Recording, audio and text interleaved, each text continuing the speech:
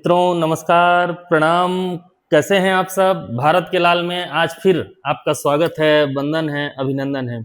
मित्रों बहुत मेहनत करता हूं ये वीडियो बनाने में, फिर भी लाइक नहीं आते, सब्सक्राइब नहीं आते।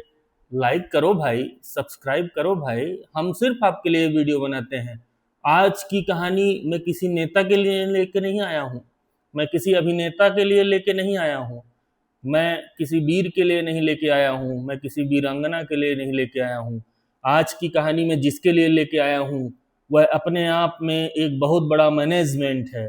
आप दुनिया की कोई भी किताबें पढ़ लीजिए, आपको वो ज्ञान नहीं प्राप्त होगा जो उस एक व्यक्ति से प्राप्त होगा जो तीनों कालों से हमारे देश की रक्षा करता आया है और हमारी सभ्यताओं का प्रतीक है। आज मैं बात करूंगा महाबलशाली, महावीर, अतुलित बलधामम, जानिनाम नाम अग्रगण्यम, बुद्धिमस्तम वरिष्ठम, विनम्र, कुशल, अनुशासित, एक बहुत ही अच्छे लीडर, बहुत ही अच्छे वक्ता, बहुत ही विद्वान व्यक्ति और भगवान श्री राम के परम भक्त महावीर हनुमान की जय श्री राम। तो दोस्तों मैं कोई हनुमान जी के जन्म की कथा नहीं बताऊंगा, मैं कोई रामचरितमानस का कोई पाठ नहीं करने आया हूं। मैं सिर्फ हनुमान जी के बारे में आपको बताया आया हूं कि मेरे महावीर हनुमान, मेरे जानिना नाम अग्रगण्यम, मेरे बुद्धिमत्तम वरिष्ठम, ऐसा कोई भी गुण नहीं है जो उन एक व्यक्ति में नहीं है और वो आज भी हैं। अच्छा, एक सामान्य सी बात सोचिए कि आप श्री राम भगवान के मंदिर के बाहर से गुजर रहे हो तो आप धार्मिक मन आपका, विनम्रता से मन आपका झुकेगा, लेकिन अगर आप कहीं हनुमान जी के मंदिर से गुजर रहे हैं तो आपका धर्म, विनम्रता और आपका आस्था तो है ही, लेकिन एक डर भी रहता है कोई वहां गलत नहीं करता है। क्यों? क्योंकि सबको पता है हनुमान जी हैं और यही हैं, आज भी हैं, हम सबके बीच में हैं। दोस्तों जब माता सीता को रावण चुरा के ले जाता है, उनका हरण कर लेता है, तो सारे बानरों को अलग अलग दिशाओं में भेजा जाता है कि जाइए और माता सीता की खोज करिए। उन्हीं में से कुछ बानरों की टुकड़ी जो होती है वह दक्षिण दिशा में जाती है और दक्षिण दिशा में जाते जाते जाते उनको संपाति मिलते हैं। संपाति जो थे वो जटायु के भाई थे और वो वहां पे घायल अवस्था में पड़े होते हैं। तो वो जब देखते हैं वानरों की टुकड़ी को तो उनके पास में, उनको बुला के अपने पास में, और उनको बताते हैं कि माता सीता का हरण रावण ने किया है और इस समुद्र को लांघ के आप जाएंगे तो माता सीता मिलेंगी। तो जितने भी वहां पे जो भी लोग, बंदर, भालू, जो भी गए हुए थे उनकी खोज में, तो वो सब आपस में मंत्रणा करने लगते हैं कि कौन जाएगा। तो उनमें से एक बंदर कहता है 10 योजन ही कूद सकता हूँ, दूसरा कहता है मैं 50 योजन कूद जाऊंगा, तीसरा कहता है कि भाई मैं तो 70 योजन कूद जाऊंगा। तो हालांकि अंगद जो है वह पूरा समुद्र लांघ जाने और वापस आ जाने में सक्षम थे, परंतु उनके साथ कुछ ऐसी घटना थी जिसके कारण वो जा तो सकते थे लेकिन आने में असुविधा होती।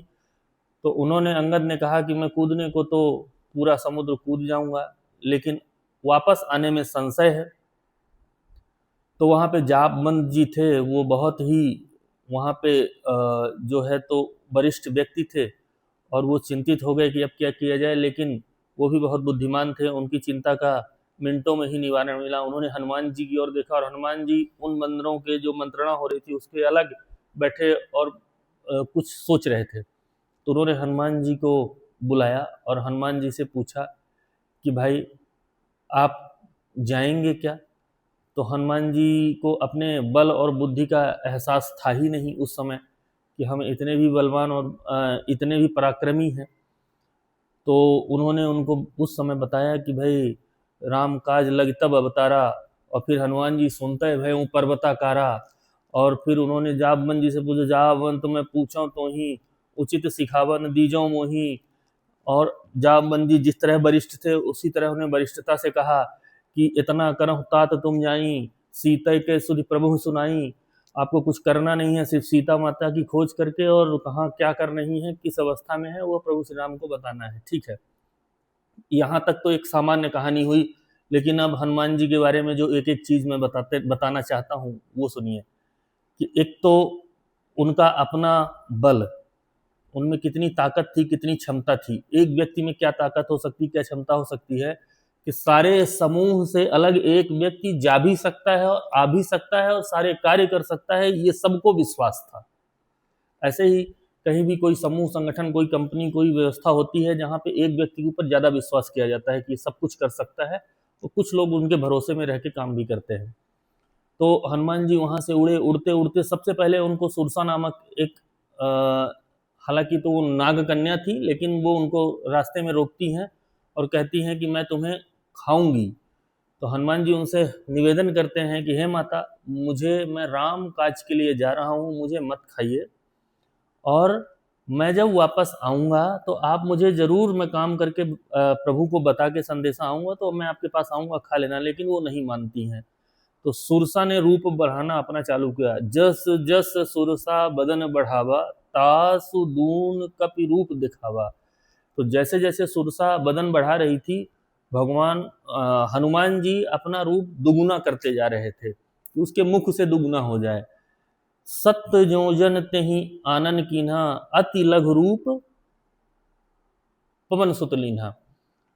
उसने 100 योजन का अपना जब मुख किया तो भगवान हनुमान जी तुरंत छोटे हो गए और उसके मुख से घुस के कान से निकल आए। अब इसमें क्या शिक्षा मिलती है कि जो सुरसा थी वो यश, यश का एक रूप होता है।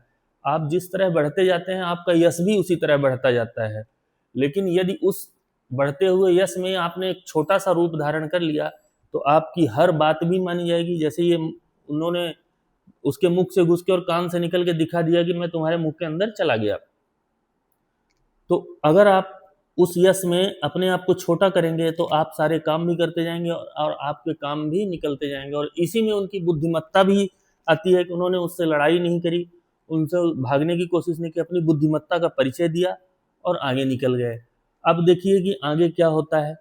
आगे वो लंका पहुंचते हैं। लंका में वो जाके लंकिनी को प्रहार करते हैं। जहां जरूरत होती है वहां उन्होंने बल का भी प्रयोग किया है।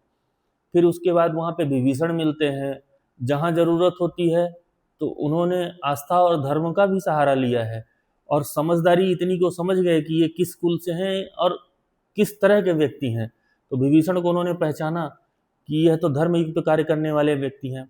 फिर उसके बाद माता सीता से मिले। माता सीता को उन्होंने अपना छोटा सा मशक समान रूप कपधरी, उन्होंने मच्छर के समान भी रूप दिखाया और विशाल भयंकर रूप भी दिखाया, जिससे माता सीता को विश्वास दिलाया। एक व्यक्ति किसी को विश्वास दिला सके कि हाँ ये काम मैं कर सकता हूँ, उससे बड़ी बात कुछ हो नहीं सकती। माता सीता ने कहा कि भाई तुम तो बहुत छोटे हो और ये जो जितने निशाचर हैं ये तो बहुत भट्ट सुभट, ये तो बहुत बलशाली हैं। तो उन्होंने बहुत छोटा सा रूप से इतना विशाल रूप कर लिया कि माता सीता को विश्वास हो गया कि भाई ये तो उनसे भी 4 गुना मजबूत और बड़े हैं। फिर उसके बाद उन्होंने पूरा एक दूत का जो काम होता है कि वन कहाँ, उपवन कहाँ, वाटिका कहाँ, कितने शास्त्रागार हैं, कितने इनके बलशाली सैनिक हैं। फिर उसके बाद वो रावण के दरबार में जाके अपनी बात भी स्पष्ट रूप से और बिना डरे हुए, अपनी बात को स्पष्ट रूप से कहना और बिना डरे हुए कहना, ये भी हनुमान जी ने ही सिखाया। तो अपनी बात को स्पष्ट रूप से और बिना कहे हुए अगर किसी ने कही तो हनुमान जी ने कही। हनुमान जी वापस अगर उनकी बात नहीं मानी गई तो उन्होंने उस जगह को ही, उस उसकी जो यश है, उसकी जो महिमा है, उसको जो है ना कमजोर करने की कोशिश की कि उस लंका को, सोने की लंका को जलाया, उनमें भय पैदा किया कि भाई मैं अकेला ऐसा कर सकता हूँ तो हमारी जब टीम आएगी, हमारे जब संगठन आएगा तो क्या होगा। फिर उसके बाद वो वापस आए तो वापस आके उन्होंने सारे बंदरों से सबसे पहले मुलाकात की। जो जिनके साथ वो थे सबसे पहले उनसे मिले। उनके साथ सुग्रीव के द्वारा भगवान श्री राम के पास गए। अब भगवान श्री राम के पास जाते ही भगवान श्री राम ने उनसे पूछा कि कहू कपि कहीं विधि पालित लंका और कहीं विधि दह्यो दुर्ग अति बंका। मतलब लंका किस तरह सजी सवरी और किस तरह इतना बड़ा आपने जो है महल या इतना बड़ा राज्य जला दिया। तो हनुमान जी बहुत छोटे बन गए। उन्होंने कहा कि हे प्रभु, हे श्री राम, ये तो सब आपका प्रताप है। मेरे पास तो ऐसी कोई क्षमता ही नहीं है। ये विनम्रता कहलाती है कि आपने बड़ा काम किया है, फिर भी अपने आप को इतना विनम्र रखो कि हमारे पास ऐसी कोई क्षमता नहीं है कि मैं कुछ कर सकूं, सिर्फ आप लोगों के सहयोग, आप लोगों के प्यार और आप लोगों के आशीर्वाद से ही कर रहा हूँ। तो उन्होंने कहा सब तब प्रताप रघुराई नाथ न कछु मोरी प्रभुताई, तो उसमें मेरी कुछ प्रभुताई नहीं है। फिर उन्होंने अपने बारे में बताया कि मैं तो बंदर हूँ, बंदर का काम होता है एक डाल से दूसरे डाल में कूदना, उसके अलावा कोई काम नहीं होता है। लेकिन अब कोई हमको कमजोर ना समझ ले, इसलिए उन्होंने उसी वाक्य में, हालांकि उन्होंने श्री राम जी के संदर्भ में नहीं कहा, लेकिन उससे एक उदाहरण, एक शिक्षा मिलती है। उन्होंने बड़ा विनम्रता से बताया कि नाथ सकल हाटकपुर जा रहा, सारा शहर जला दिया नाथ। पहले तो बोले कि ये तो सब आपकी कृपा से है, बाद में उन्होंने कहा कि सारा नाथ सकल हाटकपुर जा रहा, और सारे के सारे बानु वानु सब कुछ उजाड़ पुजाड़ दिया, पूरा नस्ते नाबूद कर दिया है लंका को। विश्वास रखिए आप अपने दूत के ऊपर। तो इस तरह से उन्होंने अपनी क्षमता दिखाई। अब हनुमान जी जैसा लीडर कोई हो नहीं सकता। लीडर वो होता है जो फ्रंट से लीड करता है। हनुमान जी एक बारी, एक जब युद्ध चालू था राम और रावण दल में, तो रावण ने कुछ अमर सेनाएं भेजी थी, जो अमरता जिनको मिली हुई थी कि ये कभी मृत्यु का शिकार नहीं हो सकती। तो उसी समय सारे रामा दल में खलबली मच गई कि अब इनको कौन मारेगा। तो हनुमान जी ने फ्रंट से लीड किया कि मैं जाऊंगा, मैं युद्ध लड़ूंगा। और भगवान राम ने कहा कि अगर वो अमर हैं तो हमारे हनुमान भी अमर ही हैं, इनको माता सीता ने आशीर्वाद दिया है, अजर अमर गुण से तो होंगे। तो हनुमान जी गए। अब अमर और अमर की लड़ाई है तो मार पीट तो हो नहीं सकती है, कुछ मतलब बनता नहीं है युद्ध ज़्यादा खींचने का। हनुमान जी ने अपने पूंछ को घुमाया, उन अमर लोगों को जकड़ा और इतनी तीव्र वेग से फेंका कि जो अपने पृथ्वी की गुरुत्वाकर्षण, जो ग्रेविटी है, उससे बाहर हो गए वो, और वो अंतरिक्ष में जाके आज भी लटके हुए होंगे। अब वो अमर हैं तो लटके ही होंगे। तो इस तरह मैं हनुमान जी के बारे में, मेरे प्रिय हनुमान जी में, और उनके बारे में मैंने आपको बताया। तुलसीदास जी को दर्शन दिलाने का प्रमुख श्रेय हनुमान जी को ही जाता है।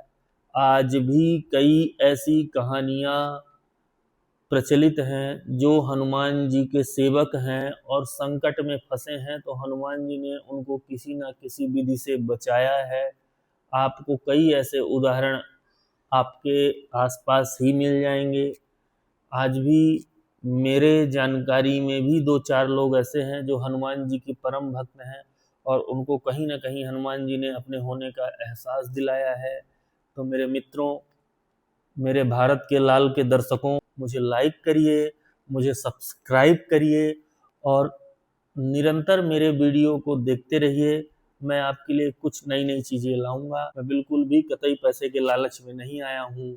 मैं सिर्फ जिसके लिए आया हूँ, यह मेरा उद्देश्य है। जब आप लोग मेरा सहयोग करोगे तब मैं एक एक स्टेप बाय स्टेप बताता जाऊंगा, और विश्वास दिलाता हूँ आपको कि मेरे हर एक स्टेप में सिर्फ आप लोगों का फायदा होगा। जो भारत के लाल का सपोर्ट करेगा वह हरदम भारत के लाल का सपोर्ट पाता रहेगा। जय श्री राम, जय श्री राम, जय